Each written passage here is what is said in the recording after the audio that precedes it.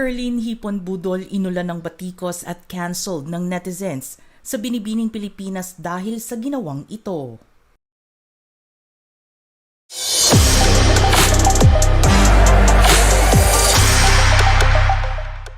May 4 na linggo na nga lamang bago ganapin ang coronation night ng 2022 Binibining Pilipinas pageant. Bawat kandidata na nag-aasam na makuha ang isa sa 4 na major crown titles ng pageant ay walang kapaguran na nag-iensayo sa kanilang mga rampa na ipapakita sa mismong coronation night.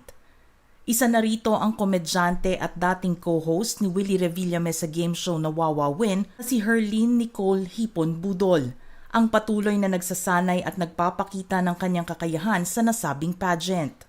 Aktibo rin ito sa pagpo-post sa kanyang social media upang ipromote ang sarili, upang magkaroon ng tsansa na maiuwi ang hinahangad nitong Miss Grand International Crown.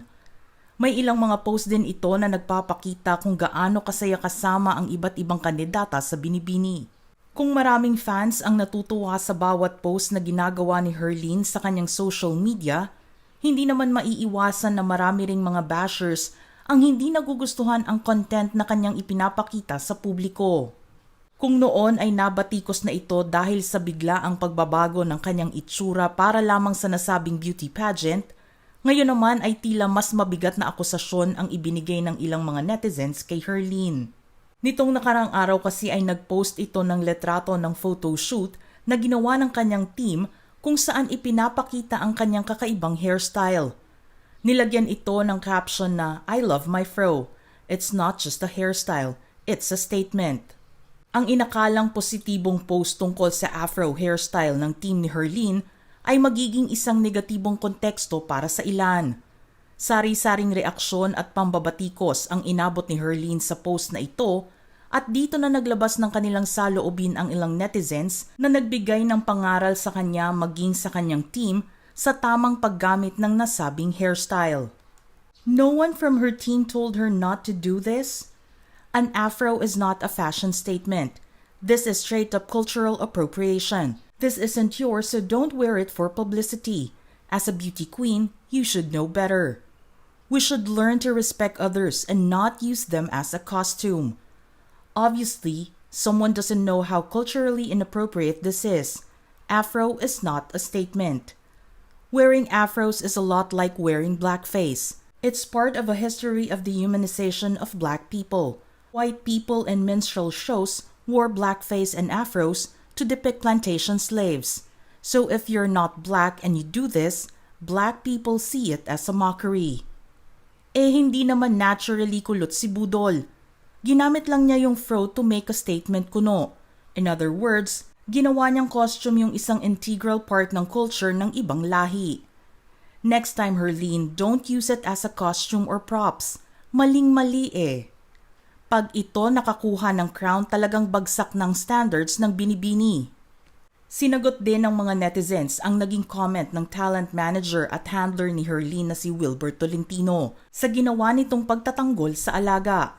Sa post kasi ni Wilbert, ipinaliwanag nito na walang mali sa ginawa ni Herlene dahil ipinasuot lamang sa kanya ang afro hair. Hindi naman ito pinipintasan ang kulay ng balat ng isang lahi at hindi rin ito nagdi-discriminate ng kahit na sino. Dagdag pa nito, saan ang paglabag sa cultural appropriation doon? Afro has been around and artists use it for many photo shoots. Drag queens are even wearing afro for their shows. Ganon din ba tingin nyo sa kanila? Besides, prehistorically, we Filipinos are naturally curly. That's the statement we want to convey. Embrace all types of hairstyles. Straight, wavy, short, curly, long, afro or not. We apologize for those who got offended, but rest assured, we don't violate any laws, discriminate any race or any minorities. That's not the intention. Ayon naman sa mga netizens, it doesn't matter po kung hindi yun ang intention nyo dahil mali pa rin po ang action nyo at hindi po maganda ang naging impact nito. Kahit hindi nyo gustong makasakit o mag-appropriate ng culture, iyon po ang tawag sa ginawa nyo. We shouldn't focus on what your intention was, but rather on the feelings and experiences of those who have been harmed or offended. Again, black people are oppressed people. Hindi pwedeng for aesthetic or fashion lang ang culture nila. And why did you bring up dark skin? This is about hair. The problem with this post is to have her label her caption that the afro is a statement, as if it was some social value. Photo shoots should not label as such if you were aiming to embrace all hairstyles. Labeling an afro as a statement means you acknowledge that there are people who have their natural hair as afros and it comes with their genetics. Remember that there are people in South Africa with natural afros who got banned from school because of that. Even we, as you mentioned, in the Philippines, who have these hairstyles including the Aitas, who are still belittled and marginalized because of what they possess. And to say that pinasuot ang afro means that she wore a wig that is inauthentic to her, being especially after Herlene posted, "I love my afro." It is a statement. I wish you would understand where we are going for and remedy the situation so as to not happen again in the future. Well, it's not your position to say what's wrong or not in the first place. You're not a black person. And also, hindi yan afro as she claims it. How easy for you to say that. Yes, she didn't mock anyone. She didn't discriminate anyone. But the fact that she captioned and claimed it that it was her natural hair is one of the funniest things she said. Ang isang netizen naman ay nagbigay din ng pangaral sa mga portfolios na gagawin ni Herlene sa hinaharap. Aniya, "Sir, hindi naman kailan na building a portfolio for a candidate isn't cheap and easy to execute for an entire pageant season. Nakakapagod siya for everyone involved at hindi biro yung nilalabas na pera at resources. So it would be more prudent to come up with shoots na relevant sa bid nung sumasali." Controversy aside, Herlene didn't need to do this particular concept to spice up her campaign. Mas maganda kung mag-focus muna siya at ang team nyo to do shoots that's aligned with the Binibining brand kasi she's vying to become one of the spokesperson of the organization, kung sakaling pala rin. She'll have plenty of time to experiment kapag natapos ang pageant season or her reign, should she win. Plus, on the topic of experimentation, there are plenty of interesting concepts to try out there. It doesn't have to be this. Matagal nang ang issue kahit sa ang parte ng mundo ang tungkol sa cultural appropriation. Ito ay ang hindi pagkilala o hindi naaangkop na pag-adopt ng mga kaugalian, gawi, ideya at iba pa ng isang tao o lipunan ng mga miyembro ng iba at karaniwang mas nangingibabaw ng mga tao o lipunan. Ang ilang halimbawa ng cultural appropriation ay pagbibihis bilang isang tao mula sa ibang kultura bilang isang costume, naka-blackface, pagsusuot ng damit o alahas na may relihiyoso o espiritual na kahalagahan kahit hindi naman isinasabuhay ang relihiyong iyon. Anumang pag-uugali na nagbibigay ng stereotype o nagpapababa sa mga miyembro ng ibang kultura.